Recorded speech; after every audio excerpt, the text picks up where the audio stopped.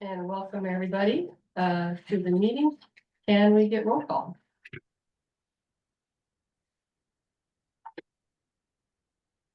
I can do roll call. So Yolo County, Here. Woodland. Yeah. West Sacramento, absent. City of Winters, Here. City of Davis, Yeah. at large. Here.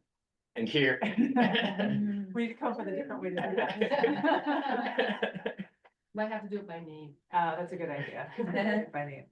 Madam Chair, we have a quorum. Thank you very much. This is the time in the agenda for items from the public regarding matters that are not on the agenda, but are within the purview of the Yolo Transportation District. Comments will be limited to 2 minutes per person. Please identify yourself and in which community you live before providing comments. And we'll start with online. Is there anyone online that would like to make comments on items that are not on the agenda? There are no hands. Seeing none, is there anyone in the space that would like to hear live, that would like to make comments on items not on the agenda? Seeing none, we're going to close public comment and we're going to go on to consent calendar with 2 items on consent. I'll entertain a motion. I move it, and I do have a poll, which is the agenda. Not the agenda, the minutes. You have a change for the minutes. Yeah, very one tiny one, but important to me. Okay, so we're going to pull minutes off of the consent. Do we have a second for that? Second. It's been moved and seconded by, I think, Andy. All in favor, say aye. Aye. Aye. Opposed? Thank you very much. Let's take up the minutes. Olin, you have the floor. Right, where it says committee members present at the July 22nd meeting, I'm shown as being here, and I was not. Okay. And Madam Chair, I would note, Mr. Streeter pointed out, or I should say, many members Streeter pointed out that it says Board of Directors at the Yes. top. So there's the director, like they call it, referred to as the director, which I'm honored by. Yeah, it's an upgrade. So we will make those changes. Are there any other changes besides changing our title and correcting members present? I moved the amended minutes. We have a motion to approve the minutes as amended. For a second, Second. and second by Andrew. All in favor, say aye. Aye. Aye. Opposed? That's it, unanimous. Okay. We're gonna move, thank you very much, everybody. Thank you for all the eagle eyes. And Madam Chair, if I may, thank you. I just wanted to make one comment on the schedule that was approved, the meeting schedule for next year.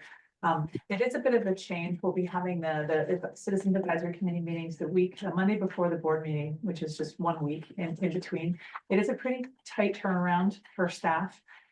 We always, of course, want to make sure we're able to incorporate your comments and feedback into the items that go before the board. So we had a conversation about it at our staff meeting this morning, and we think there's certain advantages to doing it this way, but it could create a situation where if there's really substantive changes that the committee recommends to an item before it goes to the board, where we may just not have time to do it and may have to pull it from the board calendar and push it by a month in order to incorporate feedback from the committee. So I just wanted to note that and say that, we welcome, of course, none of us like having to change meetings all the time. But I also just wanted to kind of be transparent about that and also invite your feedback as we go through with this different schedule this year. In case that, if we see opportunities for improvement or, so anyway, we want to be flexible and make sure it works for you all and works for your schedules. And also I know it's important to the CAC to make sure that your feedback does get to the board. And so I just wanted to flag that for you. Thank you. I appreciate that. And also I just want to make the comment that predictability and schedule is always to be valued. Is there another comment at the end? No. I'll just mention that January 6th is, that's, it'll be a political day. Oh. Good point. Fair point. We can be more exciting than them. Here's hoping. Yes, it's something we're more excited. Okay, moving on to the regular calendar, we have item 4, review and recommend proposed service changes and restorations for Davis Express routes 43, 43R, 230, and 44. Madam Director, who would give them the report?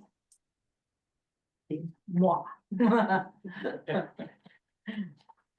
Alrighty, so good evening, citizens of advisory committee members, and everyone else in the public and everyone else joining us online. So today we're gonna be talking about our proposed Davis Express. Sorry, I am Daisy Romero, the Director of Transit Operations. Welcome aboard, Frank, good to have you here. Yeah, so we're gonna be talking about our Davis Express restoration and service changes. Next slide, please. Okay, quick rundown, table of contents. So we're gonna be giving a little bit of background, and then we're gonna be talking about our travel survey findings, our ride-along findings, what those proposed service changes are, and then those next steps. And just for folks who are following along, it's also on the screen. So So to kick start our background information. So the question is, well, what is our express route? Typically our express routes is a one-way service. They usually happen in the mornings and in the evenings. For us, that typically means like either traveling between Davis into downtown Sacramento or Woodland into downtown Sacramento. Since it is geared to be a more express service, it's also priced at a premium fare, so that's at $325. Kind of going off of memory. So our inner city route is $225, just to kind of give you guys an idea of the difference. And this is a service that's typically geared towards like our state workers, so. People typically who have their usual schedule between like 7 to 4 or 8 to 5. Next slide, please. And what are we currently operating right now? So currently we have our Route 43, a 43R, or 230. Those only operate about one trip in the morning and then one trip in the evening.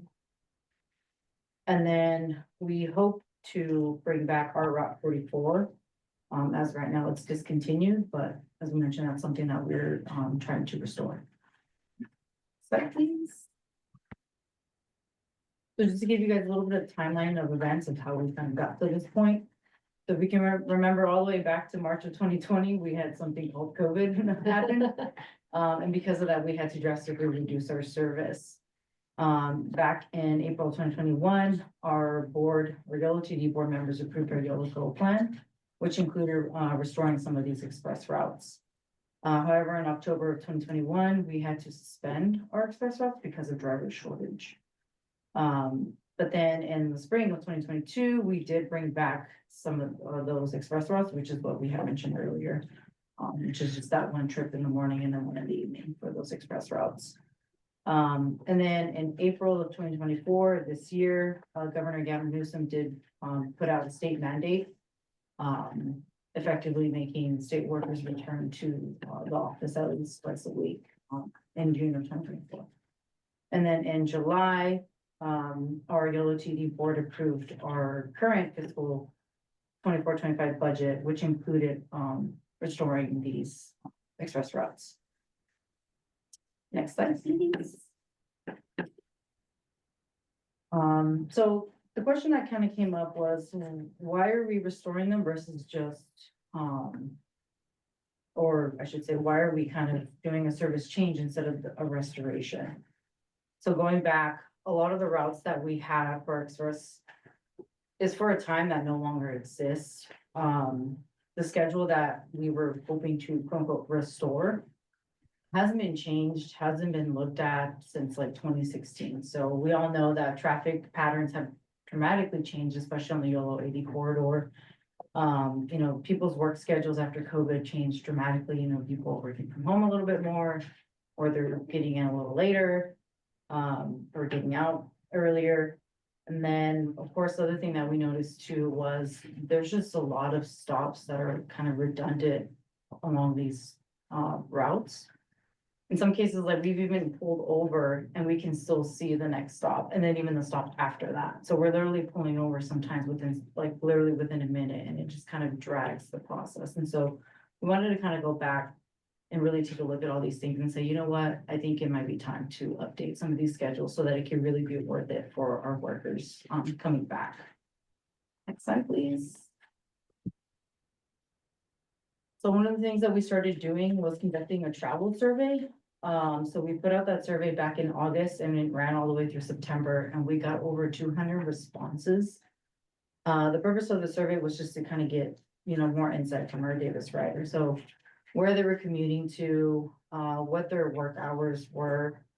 That way we were able to kind of determine like, okay, how early should we be starting these trips, or how late should we be starting these trips? What do those return trips look like? Are there maybe like stops that we shouldn't be serving anymore in the downtown corridor? You know, maybe these state workers no longer work along 8th Street, maybe they're more along P Street. So those are some of the things that we wanted to kind of get from the survey. Next slide, please. So some of the findings that we saw was about 80% of people commute between Monday and Thursday. Roughly 40% of those commuters typically get into downtown around 7 AM, and then the remaining 40% are usually coming in around 8 in the morning. And then 66% depart between 4 and 5 PM, and then 34% people are kind of split between either leaving before 4 PM or coming back after 5 PM. Next slide, please. One of the things that we did too was kind of did like an onboarding outreach, which is what we call our ride-alongs. And pretty much what this entails is us actually physically getting on the bus and riding it and actually seeing what that looks like in real time. So seeing what those traffic patterns look like, what those roads look like under construction. You know, what some of the things that our riders have to deal with on a daily basis. And so we kind of went around and started surveying our riders. But we also surveyed our drivers because we really wanted to get like a full circle, like of feedback as far as like what the service really should look like. And so like the other thing too, when we were kind of doing these ride-alongs was we saw which stops we can eliminate and which stops we can keep. We were also kind of surveying people getting on and off at each individual stop. So that was really kind of a game changer for us too, because then we were able to see which shops are being utilized and which ones weren't. Next slide, please.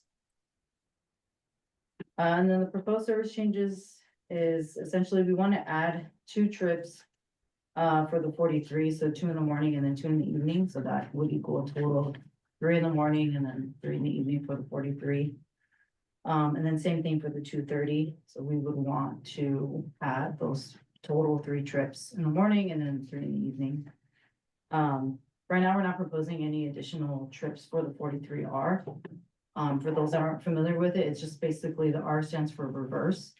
So essentially what ends up happening is one of those 43 trips becomes the 43 reverse. So when it drops off in Sacramento, it comes from Sacramento back into Davis, because we do have some commuters that come in the reverse direction. So we had to change the time for the 43 because since we were changing for the 43R, we were changing the times for the 43.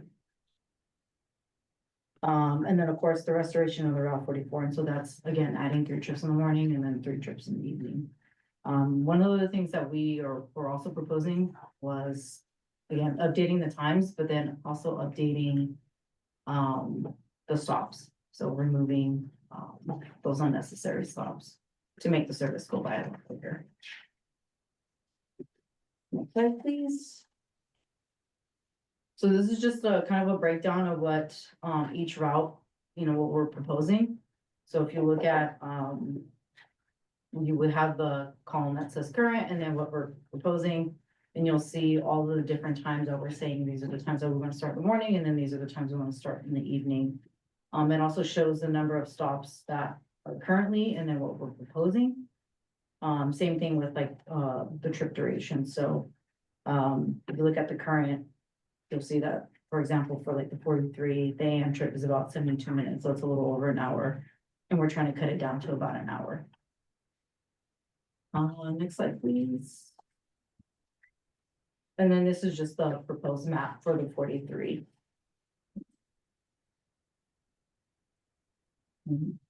Pretty much the remaining, slides, it's just a kind of a breakdown of each, service, so if you want to jump to the next slide. So this is the 43. Again, this one is just more of a proposal of, changing the time. Because of the fact that since it's kind of coming off of a 43, we have to update the times, otherwise it would be all mixed match. Next slide, please. 230, again, same thing, you know, we can take a look at what the current one is, and then you guys can kind of see what the proposed one is. Slide. And then the proposed, Route 230. This one's the one where we're actually proposing to eliminate, the section that starts from F Street and then all the way down to Cavell and Sycamore. One of the reasons that we found specifically and why we wanted to eliminate this section, one was for timing purposes, but two, no one really kind of boards in these areas, and that was part of those ride-along surveys that we did, where we actually tracked people getting on and off, at these stops. And there was pretty much like no one was really using it, and so to kind of help speed up the timing, because we wanted to keep it within an hour, to make it desirable for our riders. This is what we were proposing, which is to eliminate those stops between F Street and Cavell at Sycamore. So essentially the route will start at Cavell at Sycamore for the 230. Next slide, please. And then the Route 44. Again, What do you think that is? That nobody's supporting. do you want to take questions now or do you want? You wanna wait? I would prefer to get to the presentation. Sure. Sure. And then the Route 44, as I mentioned, it's discontinued right now, but we are proposing to bring it back. Next slide. And then that's the Route 44 map. And then next slide, please. So next steps for us, ultimately, so back in October, when we had, back in October, we're still in October. Already feels like November. So on October 14th, we did take this presentation to our YoloTD board members. And that essentially kickstarted the 30-day comment period. And we've already kind of received a lot of feedback in support of these routes. Some of our writers have suggested that we make some edits to the times, but for the most part, we've gotten a lot of good responses from our writers. And then once it's all kind of said and done, we do hope to bring it along with your guys' feedback to our November 18th board meeting for final approval. And then assuming all gets approved, we would like to implement these changes in January 2025. We kind of settled on January just because we didn't want to have a whole service change, especially for express routes. Smack dab in the middle of the holidays, because that's usually when most people are, you know, in the office, and it's a lot harder to kind of do that outreach when people are coming back from vacations. And so they kind of get lost, with all of the holiday stuff going on. So we settled on January. Next slide, please. And then some of the feedback that we got from our YoloTD board members was, you know, even though it was great that we are planning on restoring some of the service in Davis, for the express routes, it still doesn't really meet the needs of like the Winters community. So with Beeline, because it doesn't start till like 7 in the morning, by the time, you know, they get into Davis, they've pretty much already missed all of the express routes. So they're kind of, you know, having to use the 42. So that was one of the things that some of our board members brought up, that they're like, great, but it still doesn't really help the Winters community. So we would hope that at some point we would start kind of exploring, possibly restoring the Route 220. And then the other thing that came up too, which was, working closely with city staff whenever we do like these service changes. So whether that's City of Davis, City of Woodland, City of Winters, or Sacramento, you know, just working closely with them and making sure that we're getting all of those kind of like immediate toolkits, any kind of outreach materials that we have planned to make sure that we're working closely with city staff. I believe that is the last slide of my presentation. Thank you very much. Before we open it up for comment from the public, we'll take first round, and Olin's already expressed an interest, so we'll start that in. Sure, I think you said at 2:30. didn't get any boardings along Copel between Sycamore and it. And Yeah. I was just curious, why do you think that is? I mean, most of the area is residential. I mean, it could just be maybe a change in who lives in that area. It's hard to tell from the data that we have why no one's boarding there anymore. But like I said, a lot of these routes haven't been, redesigned or, you know, kind of looked at since 2016. And so without looking at specific, maybe like census data, you know, hopefully with our, short range transit plan, we can kind of get into these details and actually see like, you know, who's actually living in these neighborhoods Yeah. and maybe the years ago, people were actually, who lived here were commuting into downtown Sacramento, but at least when we were doing kind of our ride-alongs, They that were was. retired. I actually live in that neighborhood and the bus goes pretty close to my house and I always see it going by and it's empty by the time it gets to my neighborhood. And I think there's not that many young families in that neighborhood anymore. It is, I would say I'm one of two households on my entire street that has kids at this point. Everyone else is retired. So I think that, you know, that neighborhood was all built in the seventies. And I think people raise their families there and a lot of those folks are retired now and it hasn't, it started to turn over, but not entirely. Right, and then maybe in another 10 years. We'll be picking up a lot of people. 5, 10 years. Interesting. Very wealthy people, I will say. Property values are going. There's also just not, I live in like one of the only duplexes on my street. There's also, there's not a lot of apartments once you get north of, Alvarado. It's all single family homes with a handful of duplexes. So I think it's also just become a very not affordable neighborhood. I think there's also a lot of students that live in that neighborhood, if I can recall correctly. There are a lot of apartment complexes, but most of them are students. And most of them are not getting up at 7 in the morning to get to class. So, I mean, I think it's just a change of the environment and who actually lives there. Steve, do you have any comments? No. Moving on. Hey, thank you for that presentation. Of course, always really happy to see service getting added, and especially in the service to South Davis, since that was, I mean, cut out of the inner city network in 2021. It's definitely really glad to see some inner city service coming back there. So excited to see this proposal. I was also glad to see the 220 get brought up, because I of course agree, and I've brought it up before. Just, I mean, I think it's vital that service gets restored to get that connection, that fixed route connection to Winners again. So, but one thing I was curious about is just, I mean, given like the funding is available and given most recently, but of course the biggest challenge has been having the drivers available, but it seems like that's the case now. I'd just be curious, like if it hadn't been for the state's 2-day per week mandate, would like that have been, I'm just curious if that would have been more on the table versus like restoring express service instead. Just to kind of clarify, are you asking like, did we prefer to restore the express because of the mandate versus something else, or? Yeah, I'm just curious, like if there hadn't been a mandate, if there hadn't been the mandate that state workers had to go in 2 days a week, would you be looking more seriously, like putting like that funding and the drivers towards like the 220 or maybe like the 215, which I know also is cut quite a bit versus the pandemic versus the commuter services? I think it's the need, Andy. I think in this case, like for us, there was definitely a need for the express routes, because we had already been hearing even before the state mandate came out that they wanted more service, more people were returning back to the office, regardless of the state mandate. So it was something that we had been hearing for a while, but one of the things that I do want to point out, and stop me if I can't talk about this, but,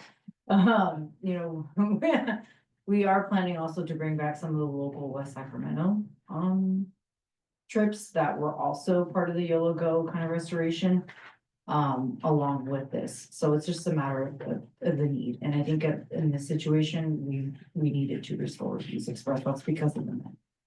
Now I would just add that this was all consistent with Yolo Go. So some of the other things you're talking about in terms of the 215 or the 220, our priority has been to fully implement Yolo Go.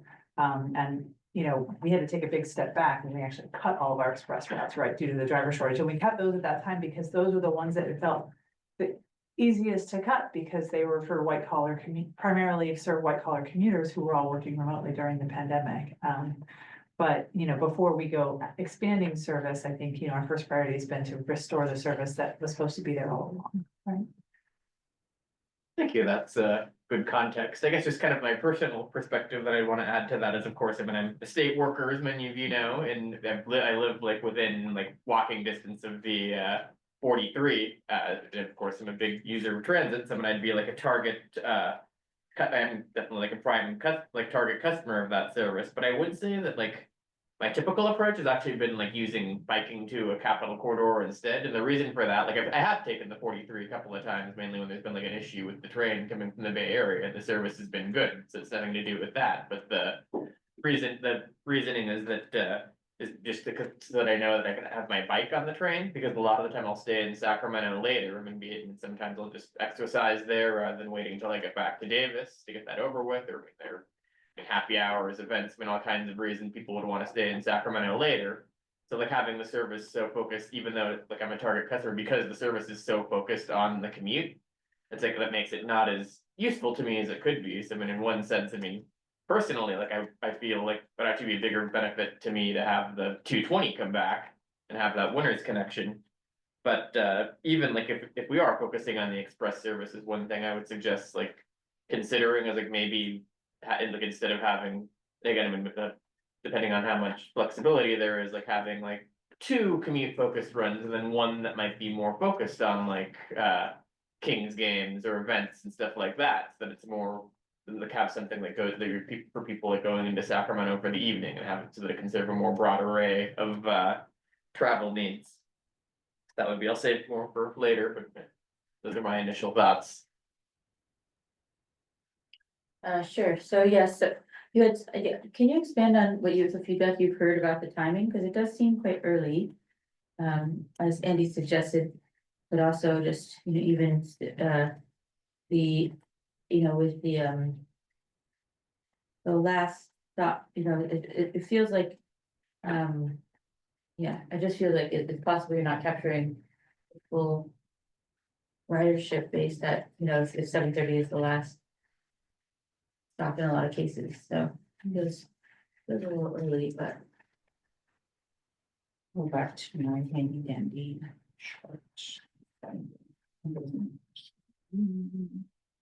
If they had a breakdown of the percentage, If people start, I guess if you heard from rider feedback that they are starting at 8, I guess that is reasonable. yeah, at least 40% of individuals said that they're in downtown Sacramento, but They need to be the rider. yeah, Okay, yeah. and not 9.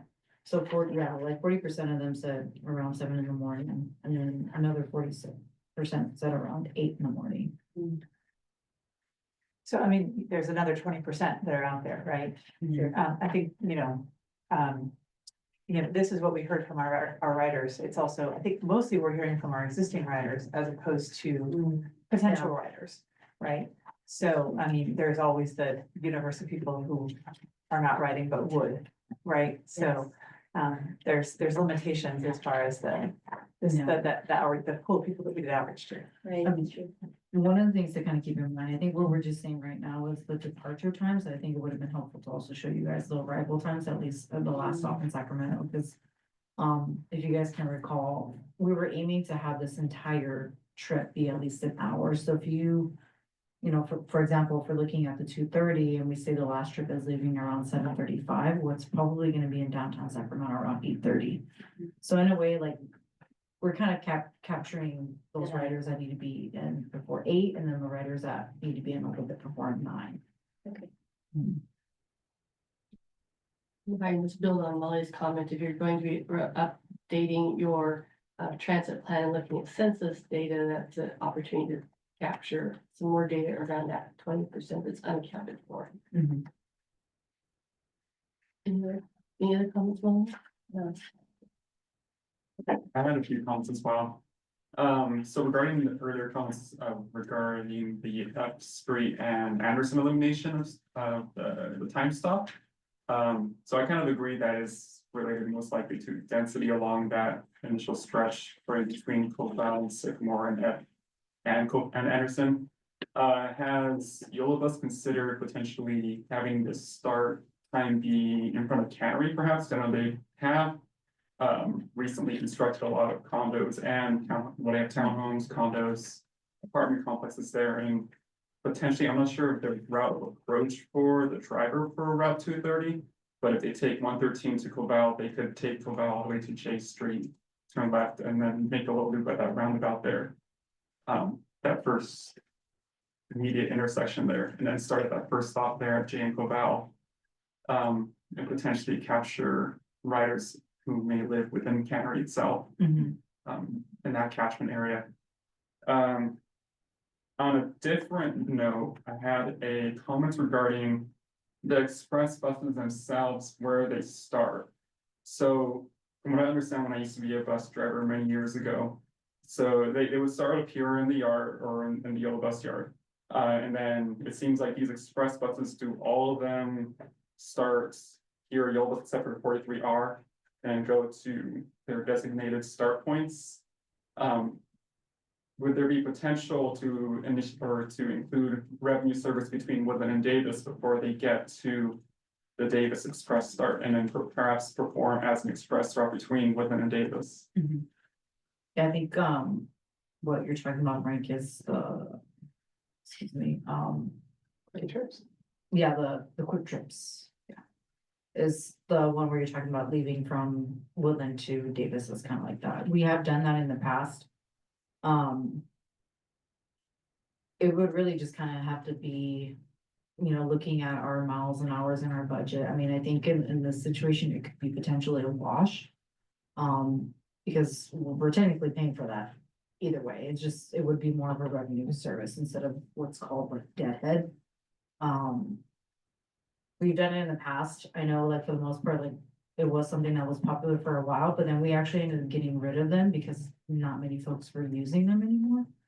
Especially because we were leaving literally like right here, and there really isn't a place for people to park unless we designate like another specific location. But that's not to say that we can completely throw it off and say no. We would just kind of need to take a look at whether or not, if it's doable, the turnaround, I guess. But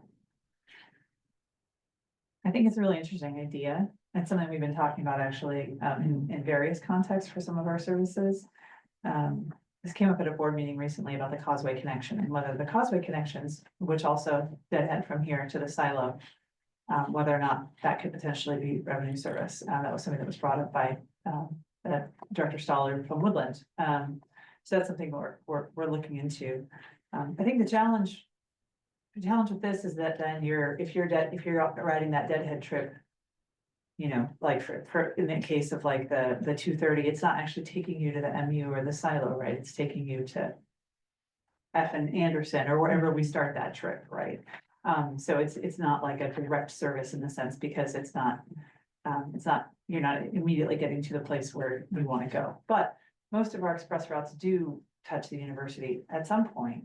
So it's still providing a service, even if it's not a direct service in that case, so. Yeah. So my additional thought on that was, so the 42 currently in present day does touch central-ish Woodland.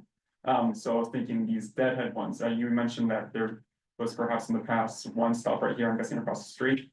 Right. Yeah. Yeah. Right there. Instead of that, I did Google map it once, so between here, the bus yard, and County Road 113 and County Road 25A, it's like 7 minutes or something like that in total travel time. If instead the express runs to Pioneer/Parkland through like the new Spring Lake area and then potentially include the Research Park area, it only increases it, well, not including dwelling time at stops and such, if they need to stop, by less than 10 minutes. When I did a quick like little route with Google Maps itself. So that was sort of the East Woodland portion. I mean, like, it's not something that I would probably completely say no to.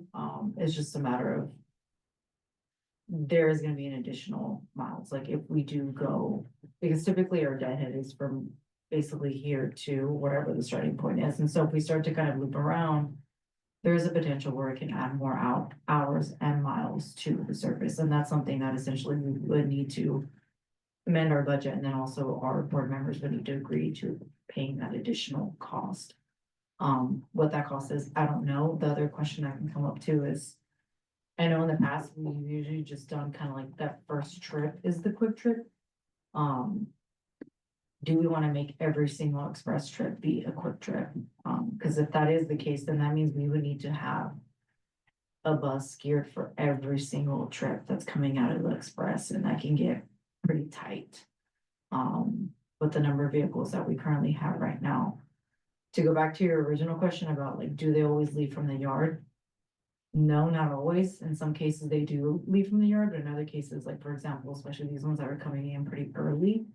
And we do tend to use the MCIs, which are like our larger kind of like charter style vehicles. They can be coming off finishing a route in like Cache Creek. And so sometimes they may not always be coming strictly from the yard. They could be coming from other places. It also gets kind of tricky when we do our PM. Cause then there's the expectation too that they need to come back. Like if, especially if they park their car here, like they're expecting to come back. So then those vehicles might have to be, they might become something else. They might become like a local Woodland route, or they might become a 42. So it just kind of begs the question of like, how many, if we do plan on going in that direction, as far as doing these like quick trips, do we want to do it for every single trip, both in the AM and the PM, or do we just want to say like, this is like the more popular time, let's just do the second trip or the 43, be the quick trip.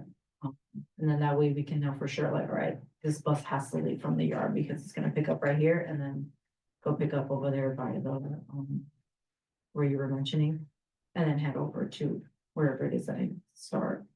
I'm a fan of it, 'cause it just makes it a lot easier, and I know that like, you know, like, we just mentioned where it's like, that seems to be kind of like the question where it's like, how do we get more people from Woodland into Davis and then kind of going back through Sacramento? It's just a matter of getting our, you know, board and the community, on board with that idea of paying just a little bit more for that streamlined service. Any other initial comments? No. I think it's an interesting idea, probably too late down the road for current implementation, but there's lots of opportunities to like revisit as you see it roll out. But before we take another set of comments, let's see if we have anybody in the public that would like to express an opinion on this item, and we'll start with here live with us. Is there anyone in the audience who would like to comment on this item? Seeing none, is there anyone online who would like to comment on this item? There are no hands. Okay, I have, and with that, we'll take our second round, and it'll be good. after our last meeting in July, a Sunday on I-80 was unusual. There, it was so congested that 5 or 6 cars backed up to the, on-ramp on the I-80 from BC Davis. People were getting frustrated, and they did what CHP do, they were driving fast on the white shoulder. And in the article, you put it on, it's like 5 days or congested, but occasionally it's, this is like 2 o'clock in the afternoon on a Sunday. And it's very dangerous. People are frustrated and driving odd ways.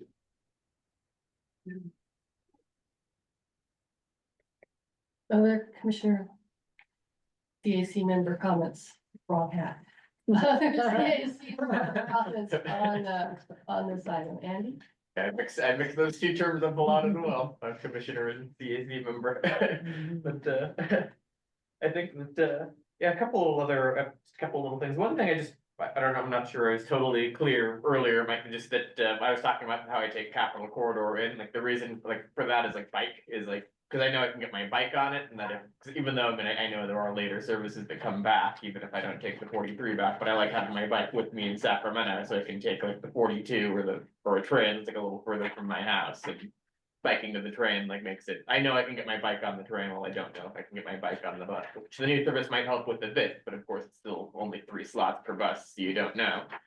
Even with more service, but also I did want to bring up the I did wanna just. Touch on the routing a bit, which I know it seems like a lot of the attention on that has been on the routing in Davis. But I was curious, like if you've looked at the downtown Sacramento routing at all, and I know like that route in both the inbound and outbound has been the same for at least as long as I've been riding transit. But it is like a kind of a long and meandering route. So I was just wondering if like you looked at it all, like just putting it on the same route as the 42, just 'cause for the rider's perspective, it just seems simpler, cause then like you could just. Especially say the bus is late coming in from Woodland or whatever, you could just hop on a 42 rather than having to like run around or plan ahead, but you take one bus or the other. So that, and then also, of course, when consolidating the downtown services and even, I know the West Sac buses that go downtown too, but could also help with the effort to get a route ultimately that can also be used during Golden One Center events. So I was again curious if that possibility was looked at. Yeah, I know that's one of the things that one of our staff members kind of brought up and was like, well, how come we're not changing in the downtown? And I think for this situation, we just kept it consistent because we're not updating our Route 45, which is the express route that goes from Gilbert into downtown Sacramento. And so all of our downtown express routes, as you mentioned, Andy, kind of have the same loop. So they all kind of start on 8th Street and then just kind of like loop around. And so I think for that reason, we just kind of wanted to keep it consistent, so it just didn't confuse our riders. But it is something that, you know, like I mentioned earlier with the short range transit plan, once we kind of start to get a little bit more data and actually this whole process gets like fleshed out a little bit more. You know, it's definitely something we can look at as far as like, what does our downtown actually look like? And I know we've been working with Sacramento County staff as well as like the city of Sacramento. As far as like, what is our game plan regarding these like popular venues, like the Golden One Center and with the A's coming in town with Sutter Health Park. We've been working really closely with them as well as the city of West Sacramento to kind of be like, hey, we're coming from the west, we have to deal with all of these closures and all this congestion versus like Sacramento Regional Transit, where they're coming from the east, they can kind of like avoid all of it, but we kind of are like smack dab in the middle of it. And as we've heard from, you know, some of our members here, you know, it does impact our service and it does impact the experience for a rider. And so, you know, it's definitely something that we have not lost sight of, and we definitely do want to look at, you know, what's going on with the downtown area. I think for now, we kept it the same because we just wanted to have it be consistent with the Route 45, which there are no changes for that one. Thank you, that sounds great. Certainly excited to see how those discussions play out. Continuing to follow that. I guess just one other question on the routing, this time on the Davis side, and your answer may well be the same, but just one thing that came to mind, like looking at the maps, is just that, I mean, of course, I mean, like consolidating some stops will help speed things up a bit, but I did notice that, I mean, and again, I know this is how the express lines have been for a long time, but they do kind of very much meander through the neighborhoods, like much more than say the 42 or even Unitrans. And in some ways, I mean, it's kind of more like a school bus, the way they meander like through the neighborhood. So I was just curious if you'd looked at like potentially just having like straighter routes, like say have like I noticed with one thing when the North Davis ridership has come up, and one thing that struck me with that route is that, I mean, it starts in North Davis, and then if you did get on, you'd have to backtrack all the way to West Davis, and you're going way out of your way before you actually go into Sacramento. It's like looking at like kind of actually straightening out some of the routes. And then finally, I do know that, like, speaking of that, like one thought that had kind of come to mind was with the 43, like that does actually go down Covell and serves the Jade Covell stop at the cannery too. But that was when I was like something like, instead of having it go from North Davis to West Davis, have like the 43 start in North Davis and then go down to Covell, and then like have like a West Davis bus potentially. Then like downtown, you actually have downtown can focus and you have the train. So I feel like that covers a lot there. And then of course, South Davis. I'll just jump in.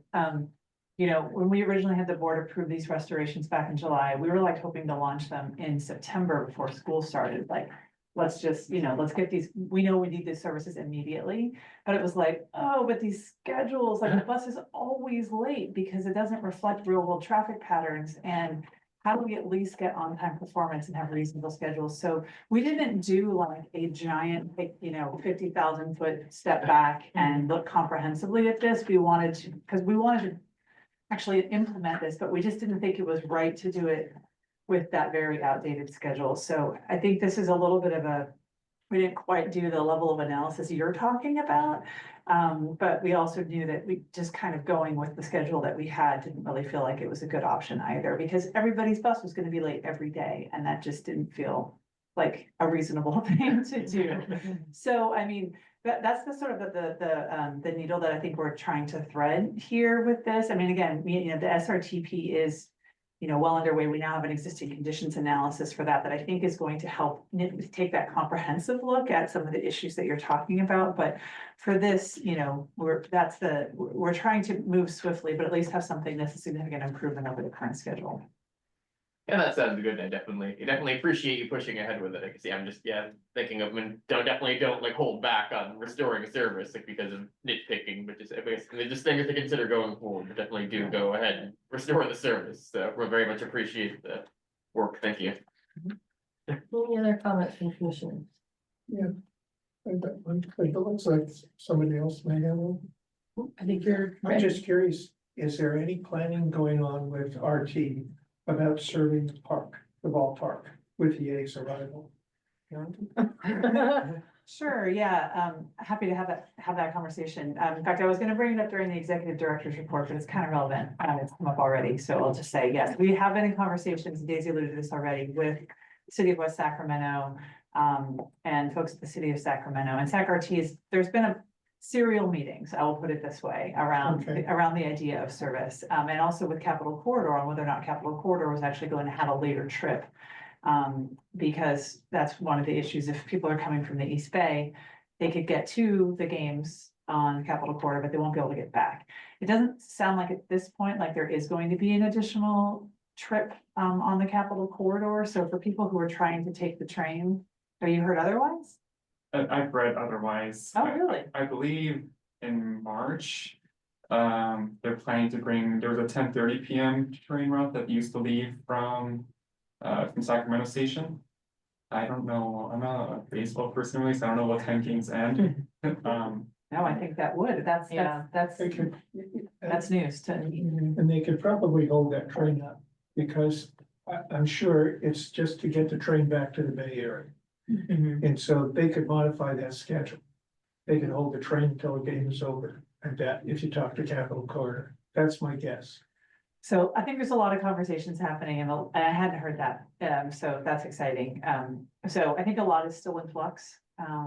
But yeah, like I can say that conversations are happening, you know, our 42s do run right past the park and they run late into the evening, so we certainly have service. We probably, but with a number of people that would be getting out of the game, we wouldn't be able to put them all on one 40-foot bus. So one of the things we've talked about is having sweeper buses, so having, you know, 2 buses arrive for the trips that are happening, you know, immediately after the game gets out. And that, you know, both directions, right? Eastbound going into downtown, which would get people reasonably close to the Sac Valley Station, and then westbound as well, people who are coming, you know, trying to get to Davis.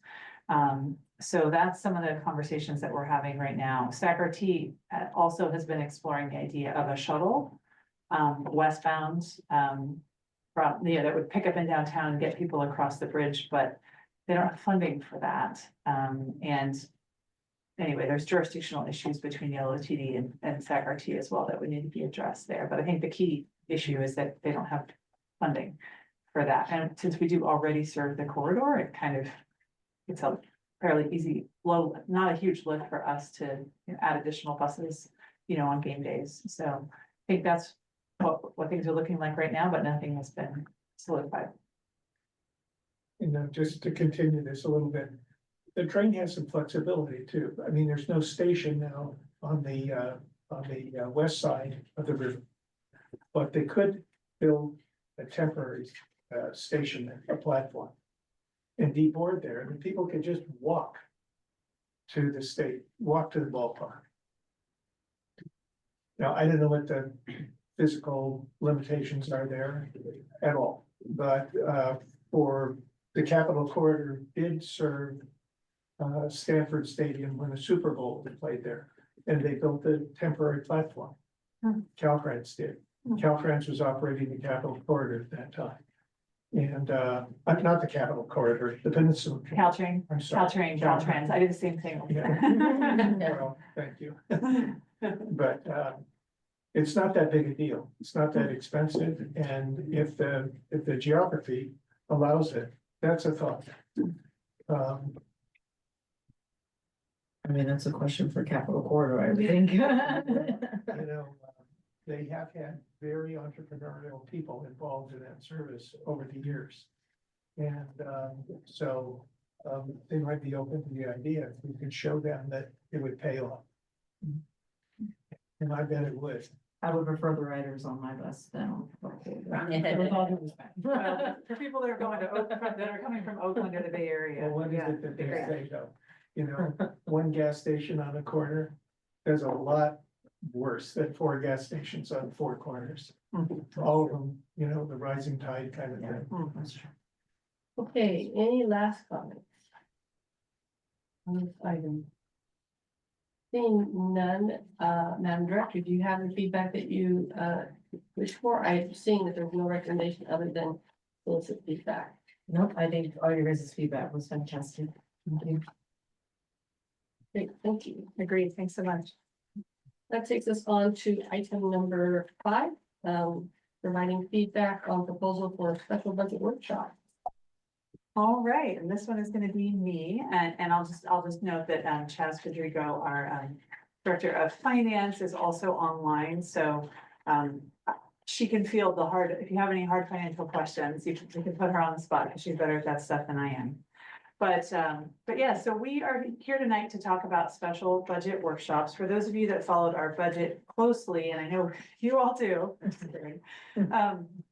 There was a lot of questions that came up in terms of just big questions about our different funding sources, questions about how we allocate funds. You know, we are entering lean financial times, I think, with the end of one-time COVID recovery funds that are impacting not just us, not just other transit agencies, but also local agency budgets. There was a lot of hard questions about our budget. And so one of the things that came out of it, and you can go ahead and go to the next slide, Denise, there was an idea that maybe we need to have some special budget workshops that would allow us to dig into some of the questions that board members have, but outside of the time constraints that are normally associated with an annual budget process. So this was actually included in the resolution that approved the budget, was direction to staff to create special budget workshops.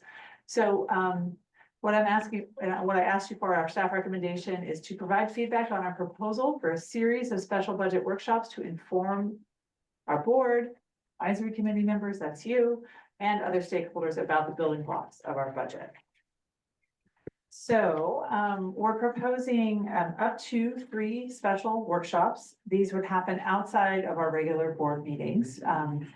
So that, yeah, they would happen at a time when there's, you know, if we kind of tried to do this on top of a regular agenda, the meetings would be very long and go very late. And I don't think there's a huge appetite to do that at the board, but there is an interest in maybe we pick an additional evening for a couple of months. So we have 2 meetings a month, and that second meeting of the month is devoted to talking about the budget.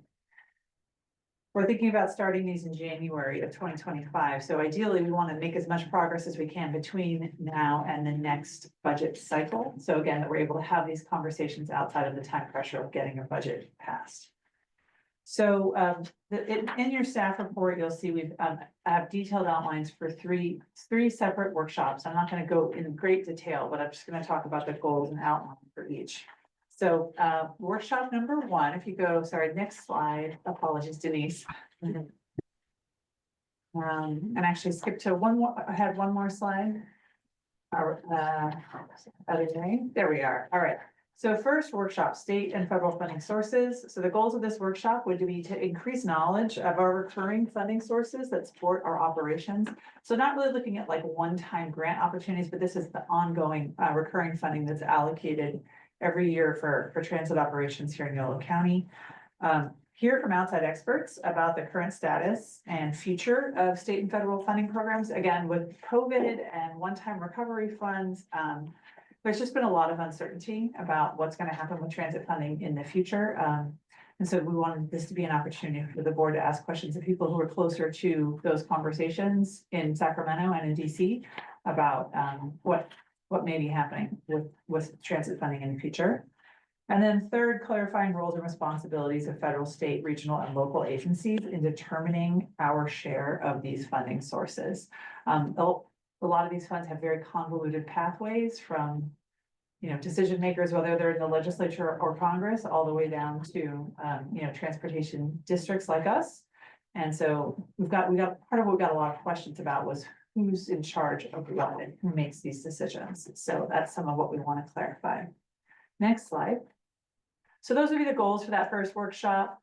In terms of an outline, we'd have, a review of federal transit funding programs, both what the existing programs are, and also looking into the crystal ball, what's likely to happen with those in the future.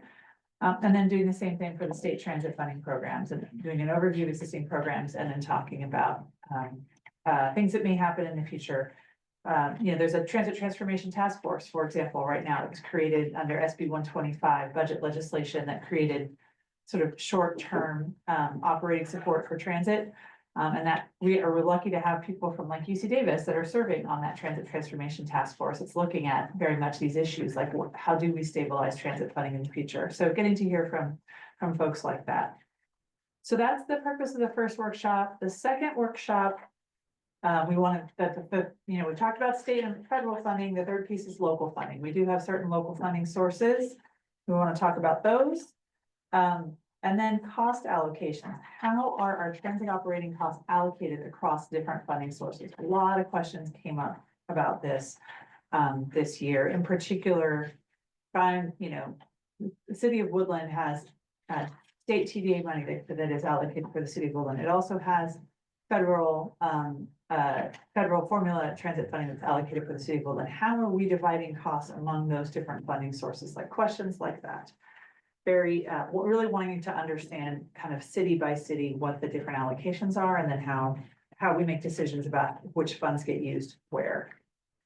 And then understanding how the COVID pandemic changed the YoloTD budget. So we had this influx of one-time transit recovery funding that we've been using for the last number of years. And as a result, we've kind of reduced our use of other sorts of ongoing federal and state funding sources. Now with those one-time COVID funds going away, that means that we're going to have to tap back into some of those funds that we have not been utilizing in the last few years. So a lot of questions around that and wanting to clarify kind of what that looks like and how we anticipate our budget picture changing now that those one-time COVID funds are going away. So that's the outline there, kind of what I just talked about. So the goals kind of parallel the outline. So we can go ahead and go to the next slide for workshop 3, future outlook and options for growing revenues or reducing costs. So this is really kind of forward looking and a place where we want to seek direction from our board. First, by kind of looking at assumptions that are baked into our 5-year outlook. So we do a 5-year budget outlook now as part of our annual budget. And we make certain assumptions about what the future is going to look like in order to make that 5-year forecast.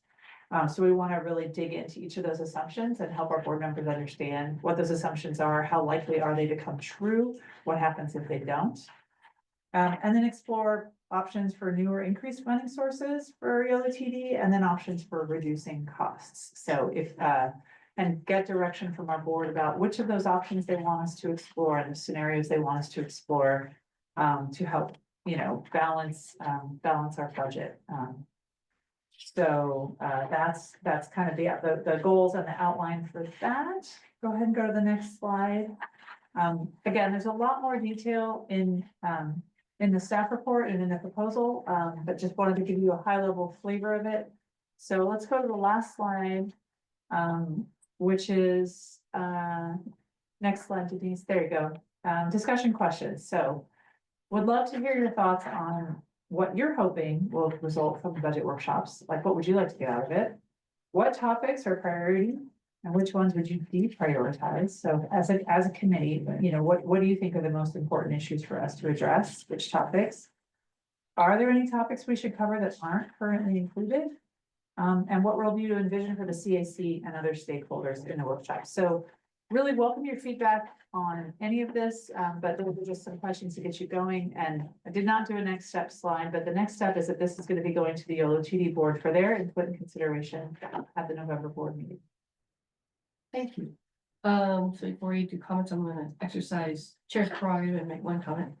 It would be great if workshop number 1 was something like a kickoff and would potentially help further one of the CAC's long cherished goals of a joint meeting with the board as a way to sort of have us all in the same room hearing the same base information before there are subsequent workshops. I think that would be fabulous. And now I'm gonna stop talking and I'm gonna start at the other end down here, starting with Frank. I don't have anything to add. These workshops look like they're gonna cover a lot of important things. Hopefully it provides a good learning experience for members who are able to attend. I will second what the chair has said. I would love to be included in some way, whether you're invited or specifically included. I think either way is fine.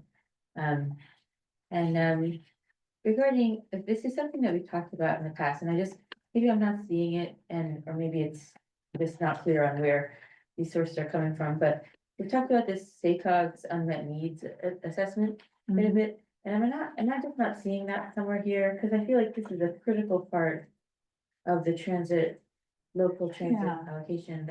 So yeah, it is in there. It's part of the state funding, so the TDA funding. Okay, so it's lumped in with TDA, okay. Yeah, because that unmet transit needs process is all about how TDA funding gets allocated. Right, so I think it would just be so fantastic to get the folks from SACOG in the room with our board members and our CAC members and talk about that in more detail. So I don't know if that can be called out, because I just think that's such a key part of this TDA, but I don't want it to get lumped in with this sort of discussion about how much the pie is from the state.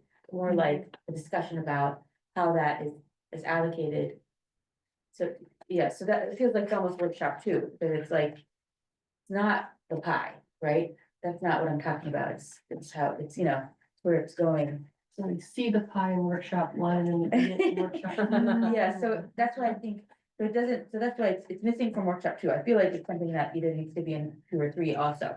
Or it has to be called out really specifically in. Sorry, so it is called out in workshop 3 as well, Oh, again, okay. not as unmet transit needs, but in terms of how TDA funding is allocated. Okay. Yeah, so it's in both, it's kind of covered the basics of the process and what it looks like would be covered in what the roles are.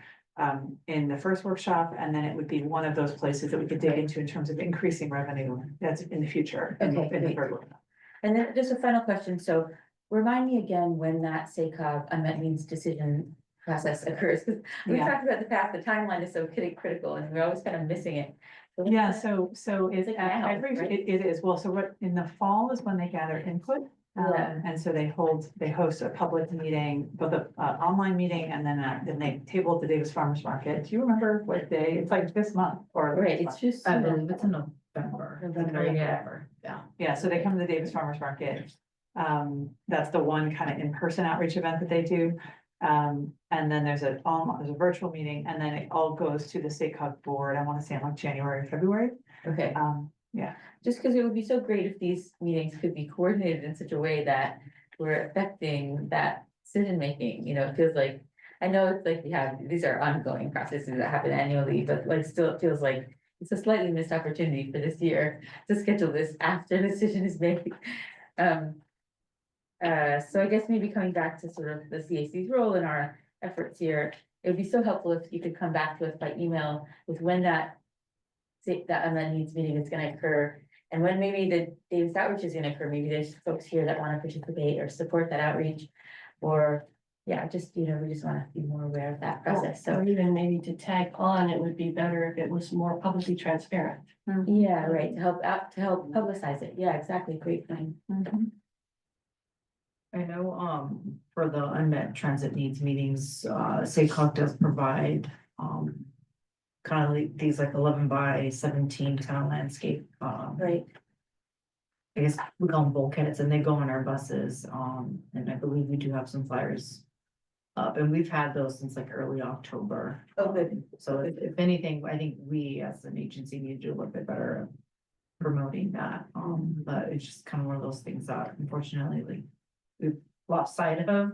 Yeah. But now that you do bring it up, then I'm gonna work with our operations team to make sure that we are promoting at least that outreach event for Davis as well as all the other unmet transit needs. yeah, and it would be great if we can help again with that outreach and, you know, through our networks, and then also the board, I mean, I think, you know, we should leverage that. This as a way of, it's sort of, you know, so if we want to behave as change agents to affect the decisions that the board is making. I think we need to, like, bring this up in there, so this is not just sort of a. On the back burner decision, but this is a really important, I want to just raise it as an importance, you know, so. In there, it's in, so now there's better, okay, I'll stop. And Thank you for the presentation, definitely, really appreciate that and want to echo Commissioner, committee member Ray's comments that I think this is really a great opportunity. I'm really excited to see it at the board. I mean, they're really gonna be focusing on the subject matter and having some more intensive discussion about transit. I think, of course, I think one big goal of this would just be really educating the board members and having them come out of this really understanding the value of transit and understanding the value of it and really understanding like the important role that it plays in people's lives. It's just something they have to fund at the expense of like some other thing. But I think that especially comes across like in the unmet needs issue, as Molly was discussing. I've brought this up before, but I mean, like, say, like when SACOG votes every year to claim like there are no unmet transit needs in Yolo County. I mean, that's a lie, plain and simple. There are unmet transit needs in this county. And so like, educating them to really be champions of it. Of course, regardless of what SACOG determines, I know that it's obvious that in the end, it's not up to the board whether to spend TDA on transit versus on roads. But if they can at least be going back to their elected bodies and championing spending all of that money on transit, and a couple of them do serve on the SACOG board. So of course, at that level and in that capacity, it should be championing, raising those unmet transit needs and really drawing attention to them. I look back at the SACOG agenda where they voted no unmet transit needs this last year. And there were probably hundreds of comments there, but it was a consent calendar agenda item with an estimated agenda time of 0 minutes. Again, just showing the existing process is a complete farce. That is, I hope that but then beyond the policy side, I'd hope that they come out of this, understanding the value of transit, maybe being encouraged to use it more like in their own lives. I think personally, I use transit, but it's not like to make some radical statement. Even though, of course, I complain about things sometimes, but in general, despite, the challenges our system faces, maybe not for every trip, but in a lot of situations, it's preferable to having to get in a car. And I feel like it would be if the board members were more in touch with that, they would be choosing to use it, they'd be choosing to use services that are already there and could be very useful to them. And I think then they'd come back and then as board members, I think be able to serve the public and serve transit riders more effectively. So I think again, a key goal, just helping them understand that general value of transit. And to that end, I think looking at the increasing revenue, I think the emphasis should be on strategies to when there are financial challenges, looking at ways to increase revenue versus like reducing costs. Of course, the board did, they went above and beyond to get the I-80 widening project funded. They should be putting that same level of effort to make sure our current transit service, there's enough funding not just to continue our current transit services, but to expand those services and make sure and actually meet the transit needs of this county. And also point out that, of course, be going back to the I-80 project, the VMP mitigation plan for that, depends heavily on transit service expansions. of like the board is discussing like reducing costs and cutting services, that would seem to undermine that. And within that project still faces 2 lawsuits in courts, so just something to keep in mind if there is discussion of cutting transit service. Those are my initial thoughts. Thank you. Going back to, sort of making the process more transparent, and I think with the idea that you get the 0 minutes because there isn't a lot of public engagement on the topic, partly because it's so opaque. It, not just putting it, in the buses, but like perhaps putting it on the splash page for your webpage so that people know what the input calendar, opportunities are and where to go and when would be helpful. Like the workshops. Love it. It was a joint first kickoff meeting, making a lot of hoopla about it. Because I think going back to Andy's point, creating energy around transit matters. And you're doing that, then you're kind of creating an occasion as well. And I think that that is all good in service of promoting transit. So Steve or Owen? Several years ago, Anthony and Palmer, the former Unitrans general manager, was talking about not owning a car. He and his wife, 5 buses, bicycle around. And he said at that time, maybe more now, the price of gas, you can save $9,000 by not having your car, insurance, the fuel, the maintenance. And even if you went from 3 or 2 cars to 1 or share with that anchor, so that could be instead with 5 buses on.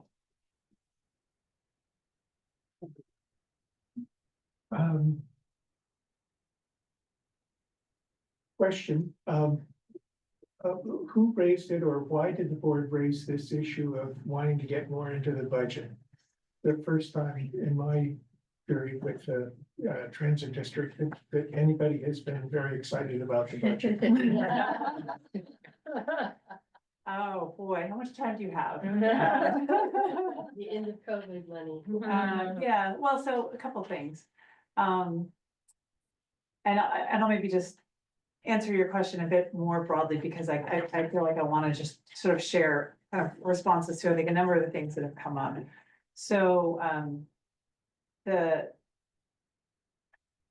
history of how TDA money gets spent in this county is that there's about $20 million a year currently that comes in terms of TDA money. That has increased dramatically in recent years. So it's about double what it was 5 years ago. And it has to do with the increase because these funds come from gas taxes and diesel excise taxes, other things. So those have all gone up. And so the revenue has gone up. That historically it has been a 50-50 split essentially between YoloTD and the jurisdictions. It has been that way for many, many years. Yolo County, as you all know, has taken this famous vow of poverty to not sprawl, which means that they don't have the property tax and the sales tax base. We don't have it that other counties have, like Sacramento County and Solano County and others that have paved over a lot of their farmland. And so as a result, there's that pressure, that puts a lot of pressure on municipal budgets. All 3 cities have sales tax measures on the ballot this fall, the 3 majors, all 4 cities. Excuse me, pardon me, Winters, all 4 cities. We're late to the party. But you got there, you're at the party, you showed up, you got your party dress on. Davidson City and West Sacramento, if they pass, will be capped out, right? There's a limit on sales tax revenues that cities can impose. The money that we don't spend on transit is spent to subsidize the public works budgets of the cities in terms of active transportation investments, in terms of, road repairs. These are services that people use and count on. There are, so part of when we talk about how do we fund transit, it's also kind of a broader context of how do we fund transportation here in Yolo County? How do we, and if we spend more money on transit, how then are we how are the cities, especially those who again don't have any option for raising revenues unless they sprawl into farmland?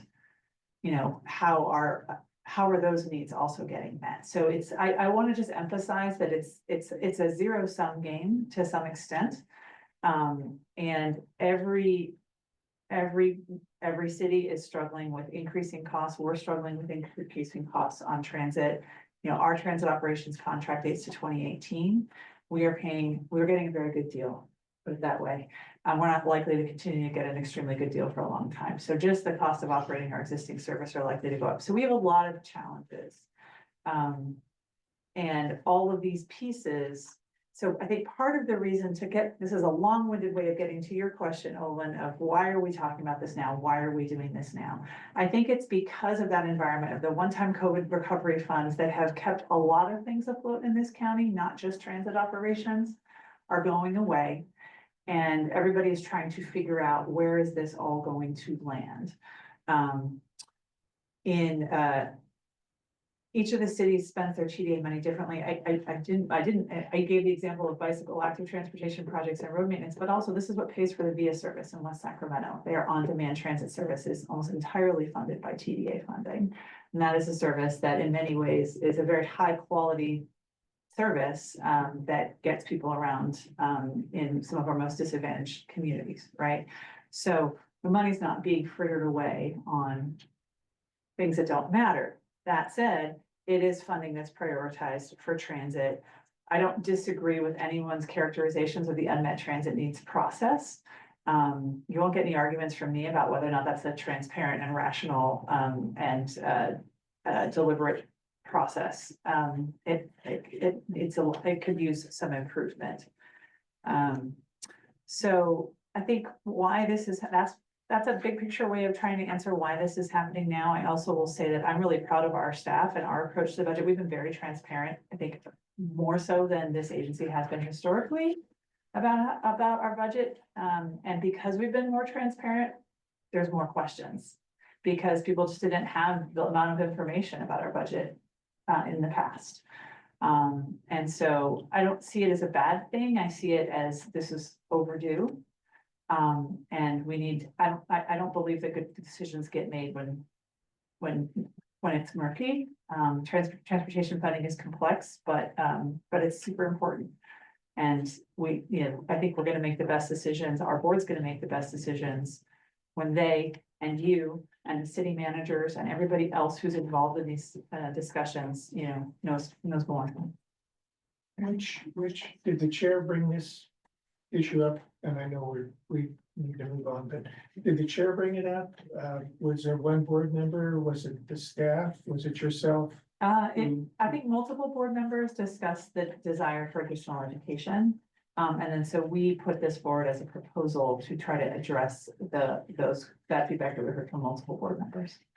Who's the chair now? Josh Chapman from the city of Davis. And the incoming chair is Dante Early from the city of West Sacramento. And I would say both of them, they're both relatively new board members and have less experience in understanding with the budget. So I think Dante Early. So I think they, as two new board members and also as the chair and vice chair, I think they've had a lot of questions. Thank you. So before we take more comments, we're gonna open it up for comments from the public. Is there anyone in the audience who'd like to comment on this item? Seeing none, is there anyone online who'd like to comment on this item? Yes, we have a comment from staff. Okay, thank you. Go ahead. Hi, good evening, everyone. I just wanted to chime in. Autumn did an excellent job in covering kind of the more global reason why we are establishing these budget workshops.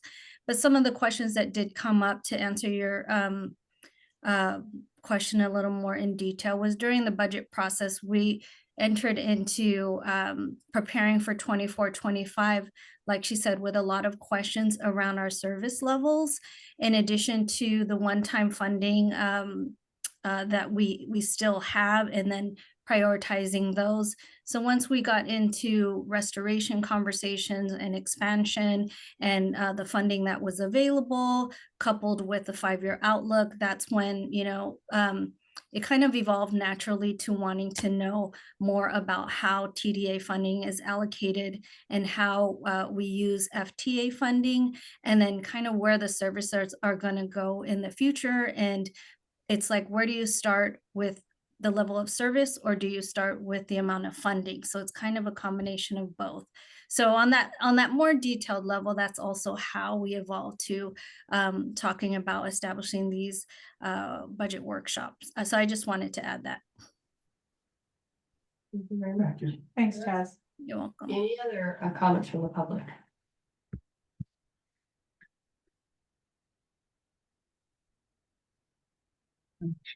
Are there any other comments from the public?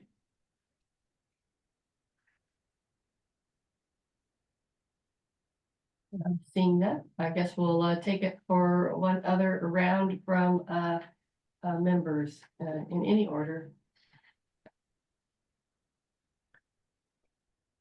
Just a couple more small things. One thing, and just in the packet, I noticed that you had both Kyle Gradinger and Josh Pulverman listed as potential Caltrans speakers on the state funding. I think that would be Josh, just because the rail and transit functions got split last year. And Okay, he's the chief of our transit planning office. Kyle went to the rail side.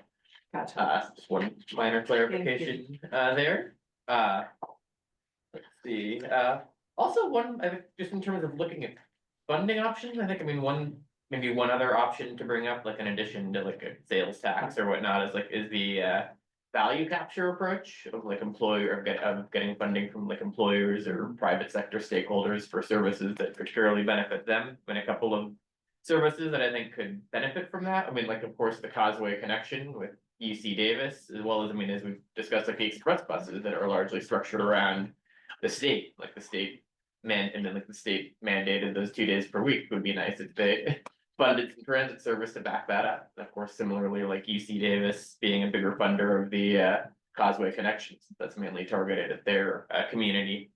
And then finally, did want to touch on the CAC participation. Certainly agree with the thought with the proposal to have like a joint kickoff meeting. I think that would be wonderful to be in the same room as the board and have that chance to interact with them.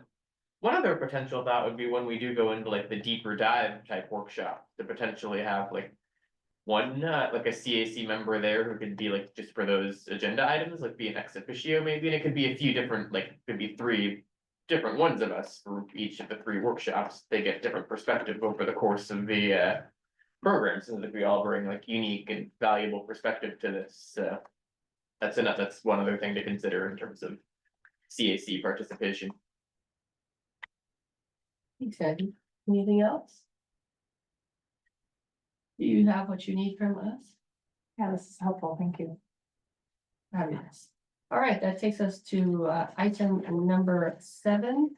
And before we do the executive director's reports, we'll go around the room, and I think we'll start with our newest member and maybe say hi and say a little bit about yourself so we can all get to know you. Okay, hi, Frank Reyes, I'm the at-large member. First meeting today, as all of you now know. I was previously at the Unitrans Advisory Committee for a number of years in the city of Davis. That ended in 2020, I believe. Memory's kind of fuzzy around that time, but Like the early, I think, like the earliest part of my tenure might have been around the possible, yeah. years. Yeah, so after that, I moved to the city of Woodland and I've been here 3 years and now am on this committee. My career outside of the committee and the various committees I have is in public health. I work in a public health laboratory for the county of Contra Costa. I periodically take Yolo bus, take Capitol Corridor every day, ride my bike, go over there in the corner every day. So I'm excited to see what kind of input I could provide to this committee and hear the fascinating backgrounds everyone else has here. Welcome. Welcome. Anybody have anything else for the good of the order? I will say that Salmon Festival is coming up in Winters and everyone should get on a bus and come see us. What is it? That will be on November 7th. The, Dave. Oh, sorry. Andy, Dingle. The new Davis Transportation Commission is underway, which combined the Unitrans Advisory Committee with the former Bicycle Transportation and Street Safety Commission. Had a couple of meetings now. We had a good discussion at our last meeting about the Fifth Street corridor when Davis did a lot of pilot program traffic calming there that now they're looking to make permanent and expend upon a bit, and that will, the proposal includes like some potential bus sporting islands and like that, bit near the Fifth and Pull Line area, which of course will benefit the 42 service that runs through there, so excited to see that moving ahead. Also, we had a good discussion on the Unitrans short-range transit plan, which I know is occurring in parallel with Yolo bus. There was a lot of interest from the commission in particular about improving the service, like the intercity services west of Davis, like to Winters, as we've discussed, as well as Dixon and Vacaville. So I mean, like that's something there's an exciting opportunity to coordinate with YoloTD for Unitrans and YoloTD coordination on that. The next meeting, there's no November meeting, because it overlaps with Veterans Day, so the next meeting will be in December, and those are the second Monday of the month. I'm blanking on the exact date in December, but I know it's the second Monday, so. Same as our board meeting. Yeah, I've noticed that. Thanks. That is too bad for- Trying to steal our audience. Yeah, I've been meaning to flag that for big staff. I know they were trying to balance a lot of the different new commissions, so. Oh, Yeah, just a quick item. I know this Greg Barons was the lead on from Fair and Pierce. Personal question, what rough age is he? I think I know the fan.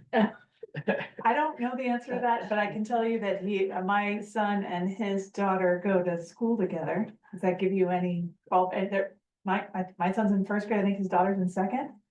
Okay, that help? that'd be He's in his about- childbearing years. Okay, that'd be about right. I know his dad quite well and Okay. his whole family, and I think he joined his dad and I in a carpool we had at one point. So, Oh, I'm glad he's fruitfully employed. Good job. you can ask your fellow committee members. He presented at the last CAC meeting. Oh, sorry. did a great job. Sorry, I missed that. All right, I think that covers us. We'll turn it over to you. All right, thank you so much. Okay, so first, some of you might have reported the meeting, but I just wanted to officially welcome Janine Marte. She's our new clerk of the board. Her first day was yesterday and she came back today and she's still here. Let's hope she comes back tomorrow. But we're very grateful to have her and very excited to have her help with all of the things. Also, Lola Torney, our new senior planner, who we stole from BTA in Santa Clara County, is here now. She started last week, so influx of new energy and which is really exciting. So she's going to be taking on a number of projects that have been sort of on the back burner, waiting for someone to be here. So And she's from BTA. from BTA, yes. So she directed their land use and transportation integration unit over there, because they're big enough that that's a thing, that they have a land use and transportation integration unit. She was the head of it. Is she gonna move here Yeah, she bought a home here in Woodland. or? Oh, Yes, yeah. So she went to UC Davis and has roots here and is very happy to be back. Yeah. October is Domestic Violence Awareness Month, as many of you know, and we are partnering with Empower Yolo this month to elevate that. So we have now signage raising awareness around domestic violence in our buses. That is now going to be in our buses for a while, at least through the end of the month, but probably longer. So we're happy to have had the opportunity to highlight that. That's the first time we've done it this year, and hope that's an ongoing partnership. We talked about baseball season. I won't mention that again, but we're excited to be part of those conversations. Daisy's especially excited tonight because she's a Dodgers fan. Now that we have an adopted schedule for next year and we have Janine, we'll be coming back to you with a long range calendar. We haven't had one for a while. And I know Madam Chair is looking forward to seeing that, so we'll have that for you at our first meeting in January. But just to give you a hint or a sense of some of the items that are coming, that we know are coming to the board in coming months and will be coming to you. Of course, our short range transit plan update, we've had a lot of talk about that tonight. Once we get through this service change, the next service change that we want to look at is Winters, and the Beeline expansion of operating hours and vehicles, which was approved in the budget. That's the next in the hopper for our hardworking operations team. And then Intersection. and then we are also continuing to plug away at our Woodland Transit Center, relocating our Woodland Transit Center from the County Fair Mall to central, to downtown Woodland. We have completed 30% design, and we are kind of working through a process of getting outreach and engagement from the city of Woodland, but also Yolo County, who has thoughts on that. And we're going through that process and working with also business owners, doing outreach to business owners in downtown Woodland. The hope of then bringing all of that to the board with approval to go to 100% design. That'll be our next step. And so we'll be bringing that to you as well. YATSE, our countywide active transportation plan, you got an update from Greg Behrens on it next month. Our next step is we're going to be identifying the priority corridors that we want to focus on. We have some design funds to put into those. So we'll be bringing that to you. And then also Fourth and Hope, the East Beamer campus. We're going to be, one of our new senior planner is working on looking at options for how we can serve that campus, which is currently not served with transit. So we'll be working on proposals and bringing that to the board by April. So look forward to getting your feedback on that. I know it's something that several of you have brought past with as well. So that concludes my report. Thank you very much. And with that, it's 7:33 and we stand adjourned.